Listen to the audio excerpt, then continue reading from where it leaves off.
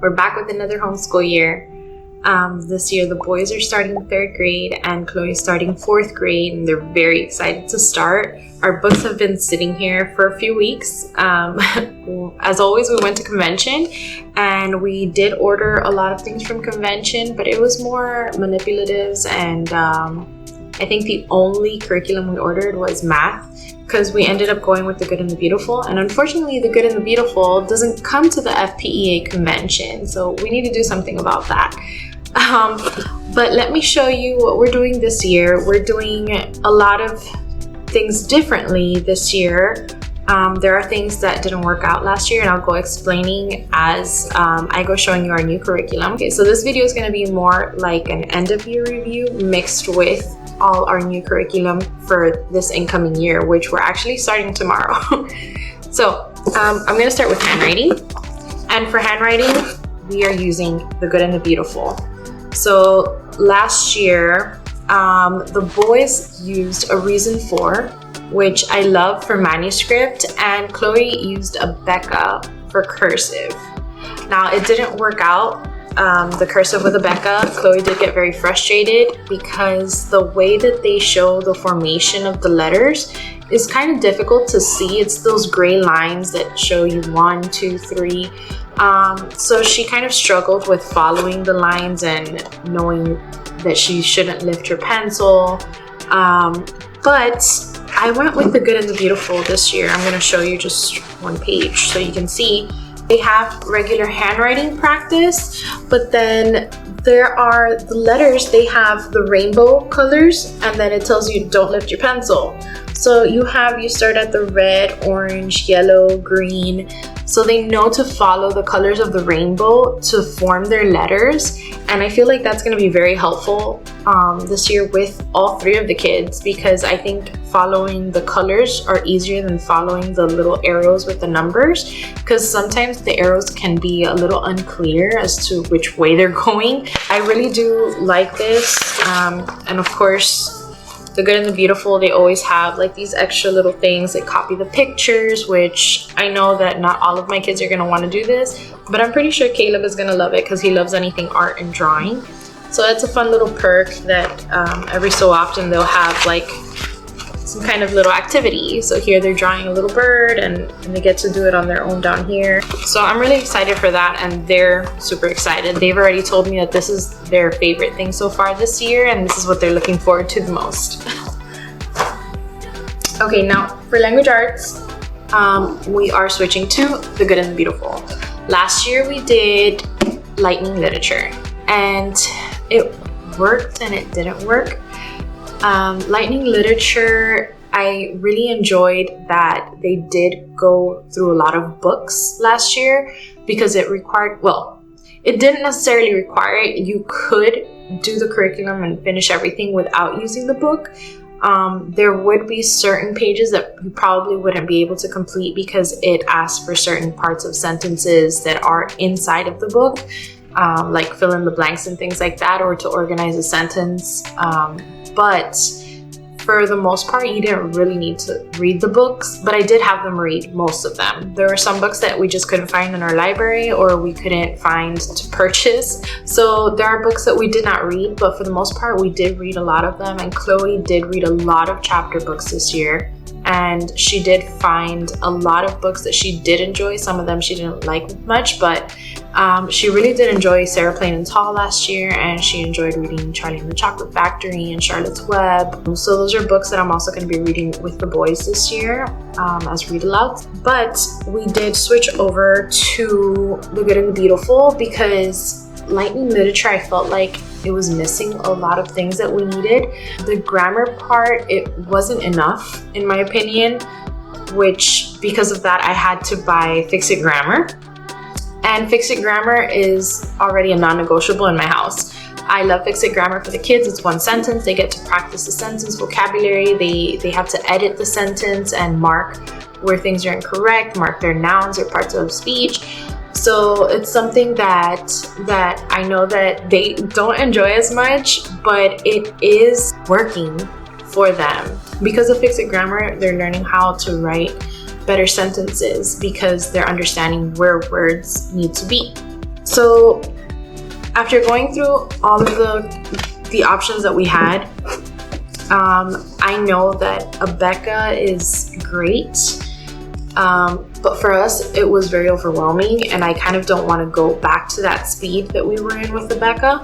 So I chose The Good and the Beautiful. We did The Good and the Beautiful preschool with the boys when we first started homeschooling, and they absolutely loved it and they thrived. They went into kindergarten knowing all their letters, their letter sounds, all the numbers. They knew how to write their name, and they loved the colorful pages. Like, The Good and the Beautiful is beautiful. I mean, the pages are just bright and fun, and I mean, there are things that it's not a book that is awful to look at. So I feel like for kids, that's very important. Like, you can't just give them a black and white page, because immediately they're gonna lose interest. So I like that it's colorful, that they have some kind of different things going on here. So you have biblical aspects in here, and you also have some history and some science and little things here and there within the language arts curriculum that I really love. So I'm excited to start this and see how it goes for us, and see if we're going to continue with The Good and the Beautiful with language arts next year, or if we're going to try something else. So far, this is our 3rd year switching up language arts, and I'm hoping that this works better for us, because I really need to find something that is going to fit with our style. So for language arts, one thing that we were struggling with also was spelling, especially with the boys. So I like that the language arts portion, it brings the spelling book. So they have a practice spelling book, and they'll go through some practice pages, and it'll tell them to write colors or whatever it is that they're working on for spelling that week. And within the language arts book too, it tells them what kind of words to practice. So they give you a big list, and you kind of have to do a pre-test.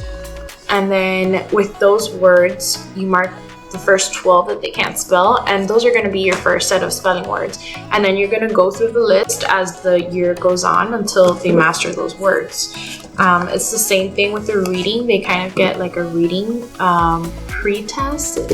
I don't think they call it a pre-test. I don't remember what they call it, but I know that there's like a little test in the beginning where they kind of evaluate where they are, and from there you can go practicing certain things. Okay, so those are for 3rd grade, and these are the 3rd grade readers that come with the curriculum.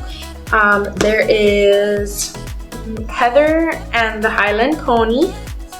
That's one. We have Timothy of the 10th Floor, which I heard was great. There is The Journey of 5. And then we have The Kingdom of Kind. So these 4 books go with the 3rd grade language arts curriculum. I'm not sure exactly what order we're going to be reading them yet, but I'm sure I'll figure that out very soon. I like that the readers come with the language arts curriculum, and they're incorporated into the language arts curriculum, sort of like Lightning Literature, because I did enjoy that Lightning Literature did that you read the book and then the lessons had to do with things of the book, even if they weren't necessarily specific things from inside the book, but it was like little details that helped them remember what the book was about. So the fact that they have these readers, and these readers are incorporated into their lessons, I think they're really going to enjoy that, and I think it's going to be very helpful with comprehension especially. And I do like too that these readers for 3rd grade, like, they'll have a section where the parents have to read, and then there would be like this blue section here where the student reads. So it's kind of like we're co-reading. I'll read one page with them, and then the boys will read me the next page, and it helps them with their vocabulary. So before each chapter, there's kind of a practice page, and it shows phonics, so what sound they're going to be reviewing in this chapter, and then it'll show them like difficult words. They'll show them how to sound them out, so that when they reach that paragraph or that section where they're going to be reading, they understand the words and how to say them once they look at it. So I think this is great that they have this within the book because they get to practice it right before they read it and they don't struggle as much with the words. So I'm excited to see how this works for my kids, especially Sammy. He kind of gets frustrated when he's reading, so hopefully this helps him put him at ease before he goes into a chapter. That way he's prepared for all the big words that might scare him usually, or he might rush through and just say another word because he likes to rush through everything. So Chloe's also going to be doing The Good and the Beautiful this year for language arts. I did want to incorporate more writing last year for her because I did want her to practice writing paragraphs, but Lightning Literature didn't involve that very much. It was in the teacher's manual, and I barely opened the teacher's manual because our lifestyle was very like on the run and on the go all the time. But this year is different because we moved to a different city and our lifestyle is a little bit more relaxed, even though they still have a lot of extracurriculars, but most of them are in the afternoon, which means that our mornings are going to be very slow, and we're going to be able to do a lot more things when it comes to homeschooling and diving into new things. So I'm excited for that. But I do enjoy that The Good and the Beautiful, they have different lessons each day. So they have, for 4th grade specifically, they'll have, this is lesson 2. So lesson 2 will have spelling workshop. So it comes with the spelling and writing workshop book. And in here, it'll tell you, okay, complete the spelling workshop for lesson 2 in your workshop book. But then the next day, you have, let's see where it is.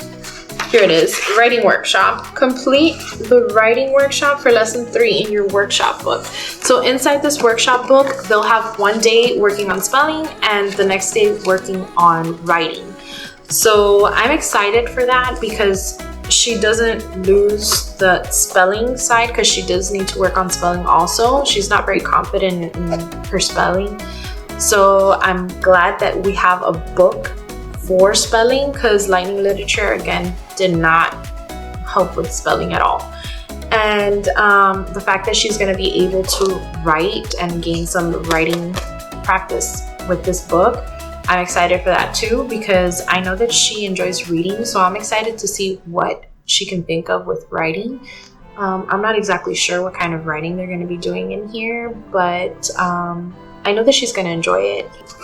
Her language arts books also come with readers, but hers comes with 2 readers. So she has level 4 world biographies reader. So this one's just world biographies, and then this one is the level 4 personal readers. So within this book, there's a bunch of different stories. So I believe, let me see. So there's 4 books within this one book, which I'm not sure why they didn't do that with this. We have 4 books here, and then we have 4 books in this one. So, well, I do understand why they did it, because this one has the one where you can co-read, and they have more of the practice things, whereas this one, they're no longer practicing, they're just jumping into the story. So it's just like a regular book. There's no kind of like guides, like teacher reads here, student reads here, or any kind of the phonics aspect of it. I guess it goes away in 4th grade. And this world biography one, it has Faithful and Fast, Jesse Owens, the Tennis Twins, Claire Marie Hodges, Story of Louis Braille, and Amazing Story of Franklin Ramon Chang Diaz. So she's going to learn about all these people. And these are kind of like chapter books within this book also. So each book has a couple of chapters. Each book has a couple of chapters, like I would say 3 to 5 chapters within each section. So she basically has a bunch of chapter books within these 2. And it's not bulky, it's not overwhelming, because it's just one book. So she can go putting her bookmark in here and mark off where she leaves, and it's also connected to her curriculum. Continuing with The Good and the Beautiful, this year we're going to do some history. So we have The Good and the Beautiful just came out with their history curriculum. This is the course book. So this is their history year 1. I think I read somewhere that every 6 months they were going to be coming out with their next year history lessons. So this one has all the different lessons within, and it's very colorful. The Good and the Beautiful is colorful. No matter what book you grab, there's going to be color and there's going to be pictures, and it's going to be pretty to look at. There's a lot of like different sections, so it doesn't feel overwhelming. It's split up very nicely. And with this, we got the Student Explorer books. So this is for grades 3 through 6. So any of the kids between 3rd and 6th grade can use this book. And it's just more like activity books. Activities related to the lesson that they're going through. And it's something they can go doing either while they're listening or after they finish listening to the lesson. And then we have the timeline book. So this is for years 1 through 4. So I guess they're gonna have 4 years of history. So this will go with all 4 years, I guess, that they're working on. And this kind of like opens up and they have their timeline of events, and they get to put their stickers. How do I open this? Okay, so only this page flips up. So they get to go through the timeline of events in their history book, and then they go putting their stickers in the back, and they go placing the stickers in the events as they go in order. So the first history lesson will be about creation. They'll be talking about Adam and Eve, and then here they'll look for number 1. Not sure where number 1. Oh, number 1's over here.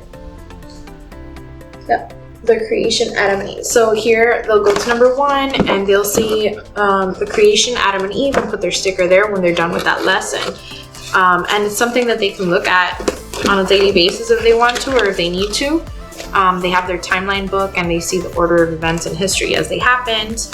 And then there's history stories, year 1. So there's different kind of stories related to history and again, the pretty pictures, but it's something that is new for us, so they're excited about learning some history. We have some songs. I'm guessing that we'll get here around Christmas time. Joseph's Miracle. So Joseph's Miracle seems to be a Christmas story, so I'm assuming that these are lessons that we should be at by December. Hopefully we make it there by December, because there have been times where we get to Thanksgiving lessons and it's Christmas, and then we get to the Christmas lessons in January. Hopefully we don't fall behind and we make it on time so that we can enjoy those Christmas lessons during Christmas. But things happen. So I did see that they had a U.S. Constitution and Government workbook, the course book, I'm sorry. So we have also the U.S. Constitution and Government course book that I found on the marketplace, and I really wanted to go through this with them because they have been asking questions ever since the election, and that's something very important that I want to teach them. So I'm excited to do this with them. These, we have the U.S. Constitution activity book. So these are for, I believe it's up to 3rd grade, these books. So these are just activity books that they can go doing. There's a lot of word searches and coloring pages and just matching things and mazes. So it's just things that have to do with whatever's in the course book. And then for Chloe, there's a U.S. Constitution student journal. So this is kind of like the same. It has activities, but it's more like writing in things, and she can color the pages if she wants to. I highly doubt she's gonna want to. But then there are things like, what is this? Okay, so the whole Constitution is inside of here. So she gets to read through the Constitution and she'll have it there in front of her. They go through all those sections in the Constitution, and it it breaks it down for her so she understands exactly what it is. So it's not just a whole bunch of information, it's explained information. Looks like here she'll be I guess identifying people in US history. This kind of looks like George Washington. Okay, so yeah, and she'll have like a timeline inside here with the US Constitution that she's gonna have to fill out. So this is fun. Like, she'll have some coloring pages too in some of the lessons, so she doesn't have to be just writing all the time, which I like. I didn't want it to be like this busy history thing. And also for history, there's a book with maps and images. So there's a lot of good and the beautiful. What can I tell you? There's maps of North America, South America. There's images and maps that go with, I guess, the lessons. Oh, these can be punched out. So I guess these are like cards. Oh, okay. So these can be punched out. So these are biblical places, and they're little cards, and I guess they explain the importance of these places in the Bible, and they kind of give the books of the Bible and the chapters where you can go read about it. Then there are cards of ancient trade, Egyptian daily life. So I guess these are cards that they can punch out and will go with the lessons that they're doing, so that they can kind of go practicing and memorizing things. Kind of cool. Okay. This is gonna be fun. With the government and Constitution box that I ordered came Mystery on Constitution Island, and it's a chapter book. Okay, so this book apparently is about a family, and I guess there's a chain of events that happens, and it teaches the kids about the foundation and significance of the Constitution. So it's a fun story, I guess. It's gonna teach them more about the Constitution in a way where it's not just a course book and lessons. And then with the history also came these review cards. So these are for years 1 through 4 of history, and they're color and shape coded with each year of history. I kind of opened this a little bit, but I did see, I guess purple is year 1, I think. Yeah, I believe purple is year 1, and then year 2 will be green, 3 is blue, and 4 is yellow. So we'll be using, I guess, the purple cards this year. There are different activities, I guess, that you can do with this. So there's an activity to create a timeline, tell me about it. So I guess I'll show them a card and they'll tell me what it is and what the significance is. What do you know? Guess what? So there's different activities that they have here that they recommend to do with these cards. I'm gonna try them out and see how it works with the kids. For math, we are back with Rebecca. So this is the book that Chloe used last year for 3rd grade. The boys will be going into 3rd grade and they'll be using the same book. So they're gonna be learning the same concepts that I already taught Chloe, which is great for me because I already know what's gonna be in here and what to expect with them. And I already know kind of where they would struggle if they do struggle. But I think we're gonna be fine because I'm already familiar with the lessons here, and so is Chloe. So if anything, she can also help her brothers since she already went through this. And then we are in 5th edition of Rebecca's 4th grade math. I'm kind of freaking out this year because there's a lot of like angles and it's a lot of fractions in here. I'm a little stressed because there are things here that I don't remember how to do. So this year I'm going to be learning along with Chloe, or relearning along with Chloe. I've always loved math and I've always been really good at math, but there's something about fractions that I just don't enjoy. But we're going to have to push through that this year and work with it because it's what we have. So I'm hoping and praying that this goes well and that we can both ease through this without any kind of frustration this year. If not, we just take it slow. And that's it. Thankfully, I bought some games that have to do with fractions. So they're board games and they can sit down and play or just place fraction pieces together. Whatever it is, she can use them even for these assignments, just as visuals and things like that. And one of the kids' electives with the good and the beautiful is typing. So we have typing 1, typing 2, and typing 3. So we're going to be starting this year with typing 1. It shows them, where the keys on the keyboard are that they're going to need.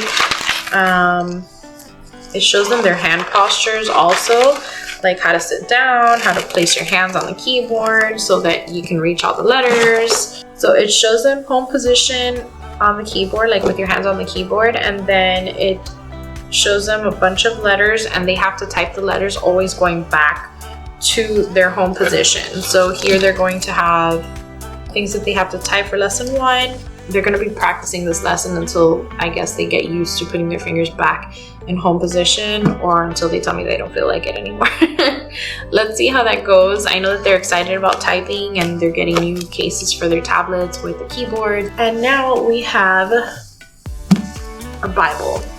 It's been a little bit of a struggle with Bible for us, simply because there was a point where they were kind of small. We did a lot of Bible stories when they were smaller, Noah's Ark and Jonah, creation, Adam and Eve.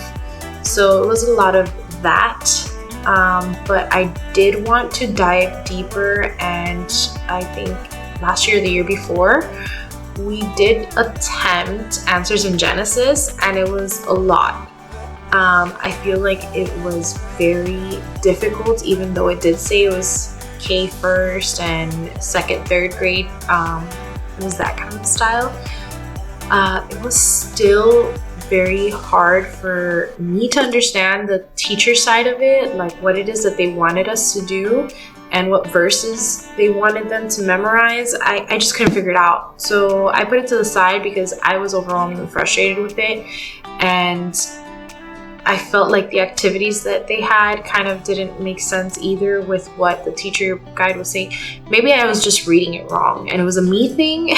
It's probably a me thing, but it just didn't work. It wasn't for me at that time, and I've kind of looked through it again and I can't get into it. So last year we tried to do something different. So last year what we did was, instead of diving into like Bible stories like we would normally do, we kind of did a lot of talking and bringing up situations that they would see on TV, or things that would happen with their friends, or things that would happen at home or at church, and we would have conversations. But I do want them to be able to open their Bibles and find Genesis and find Psalms and find Chronicles and find all the books of the Bible without struggling. So they do know their Bible books by memory from Genesis to Revelation. They know it because of a song that I play every morning. And when I tell them, how many books in the Bible, they know how many books in the Bible. So they do know basic information. Now, looking through the Bible and telling them, okay, open up to Proverbs chapter whatever and verse, they still don't know how to look for that and how to do that. So that's something that I want to work with them this year. But I also want to dive deeper into the Bible with them, like studying. So I did pick up the Biggest Story Bible Storybook. This storybook is gorgeous. It has all the stories in the Bible, but it's very colorful, and the pictures are beautiful, and it tells all the different Bible stories, everything that happens in the Bible, in a way that's engaging for them. We're going to go through the actual Bible. They each have their own Bible. We're going to find the passages for each lesson that's being taught, and they're going to read the section of the Bible. We're going to read the story, and they also have videos that go with each story. So on YouTube they have the videos, and they can watch the lessons while they read it, or they can either choose to read a lesson that day So that's something that I enjoy, that they do have the option to read or to watch it. And so however it is they're getting the information, it doesn't bother me as long as they are getting the information, because I do want them to know what's in the Bible and know why it's helpful to them and how to put in their daily lives. This Bible curriculum is split up in sections, and it came in a big box, and it's 1 through 6. And it's basically dividing the Bible into all its different parts and teaching them by the parts. And this last one is the activity book. So they'll have the coloring and activity book, but it only came with 1. So of course I had to buy 2 more. And each activity will go with the Bible lesson that they're learning about for that day or that week, or depends on how long we take with each lesson. And then I got them a separate activity book for my other 2 kids, and it's basically the same thing on the inside. It's just a different size. So this one's smaller and thicker, and this one is just longer and wider. So it's the same information in both of these books. They'll both be getting, well, all 3 of them will be getting the same information, the same activities, and working on the same things, so that nobody's getting upset that one has a crossword puzzle and the other one has a word search. They can all work on the same things, but I do like how everything is split up. There are 104 stories, so I assume that's 104 lessons that we'll be going through. This one has Acts, Epistles, and Revelations. These are the Gospels, so Matthew, Mark, Luke, and John. Poetry and prophecies, history, and the Pentateuch. So this year we are going to be diving more into that. They also have a lot of extracurriculars this year, because since we moved to a different city, there is a big homeschool community here, and there's a lot of things that they can do. So this year they're going to be doing, all 3 of them do piano. Sammy's doing his extra classes drums. Caleb is going to be doing art because he wanted art. Chloe is going to be, she does voice lessons also, and she's going to be starting dance. So that's it for this year. Hopefully this year goes a lot smoother than last year. Last year I feel like everything was very rushed. But this year we have a different lifestyle, and I'm hoping that things are different. Things are a little bit slower this year. We do have a lot more space here in this new house, and we have a lot more things that we're going to be doing. So I feel like this year is going to be full of fun and adventures, and whatever we do, you're going to be along there with us. So see you next time.